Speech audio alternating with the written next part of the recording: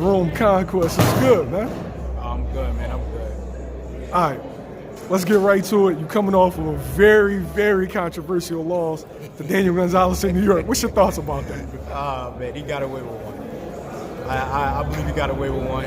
I mean, I believe so. You looked at the fight because I ain't saying anything about it, and that's the first thing that you brought up. I'm saying that in my eyes that shit was lopsided. Yeah, it definitely was. And the commentary was biased. Just everything about me going in there, and we knew we was going up against somebody in his hometown. And real big in his hometown. I think he was the main event like 7 or 8 times in that building, and he fought there 12, 13 times overall.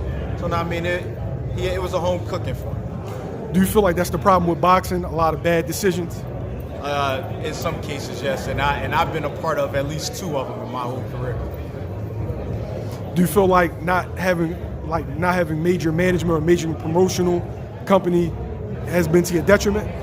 I fought on his promotion card, so that had a lot to do with it.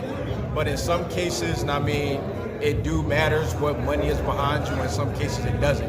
If I would have went in there and fucking clipped him, it wasn't no money or nothing that could have done anything about it. That was an eliminator, right? Yeah, it was. It was a title eliminator, and I went up 2 weight classes to fight him. I'm originally a 130 pounder, and I went up and fought 140 that day. Is that your first time at 140? Earlier in my career, my first 2 fights, I fought a catchweight at 37 and 38. And that's what I weighed in at, 37. Bro, you kind of big 130. I don't know how you make that. I know, like right now, I just got a lot of clothes on right now because I work outside, so I got on this Husky Dicky one piece right now. But, I make 130. Make 130 with ease? I make it with ease, man. It's my work ethic. All right, so do you have another fight lined up? I had another fight lined up, but things didn't work out. So now we just waiting until something else approaches. All right, are you still actively in the gym, sparring? I'm always active in the gym, with or without a fight. Okay. Will you take something on short notice, or? I could take a fight on a short notice if I decide to, because that Daniel Gonzales fight was taken on a 9 to 12 day notice. 9 to 12 days? Yeah. Wow, what happened to the original opponent?